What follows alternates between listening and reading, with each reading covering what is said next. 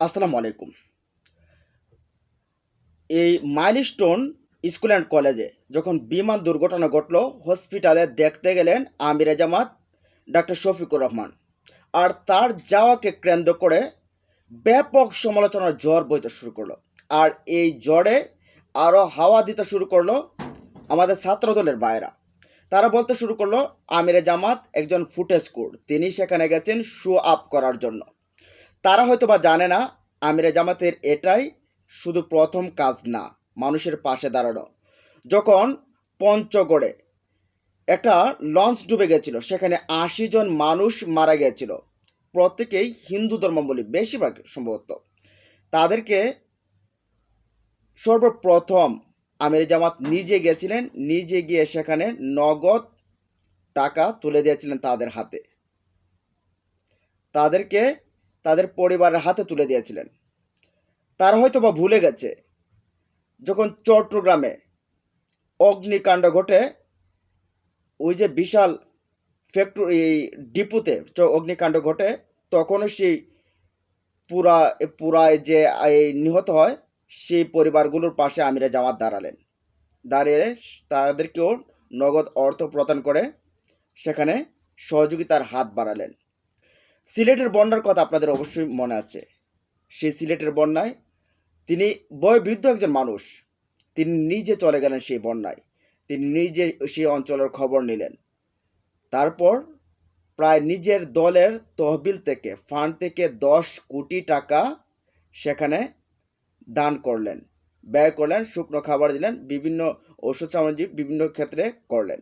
সেখানে তো কই, তখন তো মানুষ কেউ ফুটেজ করে বলেন নাই, তখন তো আমিরে জামাতকে নিয়ে কেউ কিছু বলেন নাই। আপনারা দেখেন ছোট্ট শিশু আসিয়া, দর্শন কাণ্ডের পর এই আসিয়ার পরিবারের পাশে কিন্তু ন্যায় বিচারের জন্য পরিবারের পাশে অর্থনৈতিকভাবে সবার আগে গিয়ে কিন্তু দাঁড়িয়েছে এই আমিরা জামাত। কই, তখন তো ফুটেজ করে বলেন নাই। আর এখন যখন এই মাইলস্টোনে যখন এই ঘটনাটা ঘটলো, বিমান দুর্ঘটনা ঘটলো, আহতরা হসপিটালে, তারপরে এই চিকিৎসা দেওয়ার জন্য যখন তাদেরকে হসপিটালে নেওয়া হলো, এখানে আবার নিহতও রয়েছে, তখন তিনি গেলেন। তার সাথে হ্যাঁ কিছু কর্মী ছিল, তবে সেখানে দেখবেন আমিরের পাশে যারা আসছে বেশিরভাগ কিন্তু এই আহত যারা আছে তাদের আত্মীয় স্বজন আমিরে জামাতের পাশে আসছে, যার কারণে মানুষ একটু বেশি দেখা গেছে।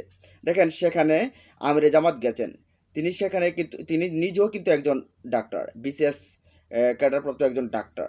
তারপরে আবদুল্লাহ মোহাম্মদ তাহের, তিনিও একজন ডাক্তার। এবং তিনি, আপনারা হয়তো অনেকে জানেন না যে আমিরে জামাত ডক্টরস অ্যাসোসিয়েশন যে রয়েছে সেটার সভাপতি, প্রধান উপদেষ্টা তিনি। তাহলে তার তার কথার অবশ্যই ভ্যালু আছে এই ডাক্তারদের কাছে।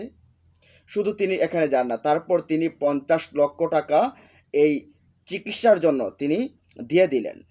দেখেন জুলাই আন্দোলনের সময় সব ভারই তো সরকার বহন করবে বলছিল, কিন্তু প্রথম দিকে দেখা গেছে যে ডাক্তাররা তাদেরকে দরেই নাই, রুগীদেরকে চিকিৎসা করতে চায় নাই। কারণ টাকা কে দিবে না দিবে এটার জন্য কিন্তু ডাক্তাররা কিন্তু একটা এই এরকম একটা অবস্থায় থাকে, কিন্তু তারা রুগীর চিকিৎসা করতে চায় না। যখন আমিরে জামাত ৫০ লক্ষ টাকা পাঠালো, তারপর ২০ জন সার্জন, প্লাস্টিক সার্জারির যে সার্জন, বার্নের যে সার্জন, তাদেরকে নিযুক্ত করলো। তারপর সেখানে ইবনে সিনা, তারপরে এই ইসলামী ব্যাংকের ২২টা শাখা কেন্দ্রে সেখানে তিনি ফ্রি করে দিলেন সেখানে চিকিৎসার জন্য। দেখেন এই এত বড় সাপোর্টটা দিল, তিনি দিলেন, সেখানে তিনি কোনো ক্রেডিট নিতে চায় না। তারপরও যাকে হেনস্থা করার জন্য পরিকল্পনা করেছিলেন, তিনি তার ভেরিফাইড ফেসবুকে পেজে বলছেন যে সেখানে মানুষের একটা এই জনাকীর্ণ হয়েছিল, কেউ আমাকে হেনস্থা করতে চায়নি। তারপর তিনি কাউকে দোষ দেন নাই। দেখেন যখন একটা একটা দলের মানুষ একটা এই রুগীর পাশে বা পরিবারের পাশে দাঁড়ায়, তখন স্বাভাবিকভাবেই ডাক্তাররা সেটাকে অন্যভাবে নেয়, যে একটা দল অন্তত পাশে আছে, তাদেরকে পাওয়া যাবে। তারপর তিনি ডক্টর অ্যাসোসিয়েশনের সভাপতি, তার কথার মূল্য অবশ্যই আছে। সেই ওষুধগুলো যেগুলো প্রয়োজন সেগুলো অবশ্যই ডাক্তাররা এখানে কাজে লাগাবে, যাতে করে চিকিৎসাটা আরও ভালো হয়, আরও এই দ্রুত এই চিকিৎসাটা হয়, তার জন্য তিনি হয়তো গেছেন আর এটা নিয়ে প্রোপাগান্ডা চালিয়েছেন। তো পেছনের যে কাহিনীগুলো ছিল, এগুলো কি ফুটেজ ছিল তার? জানিয়ে দিন আপনারা কমেন্ট বক্সে। ভালো থাকুন, সুস্থ থাকুন, আল্লাহ হাফেজ।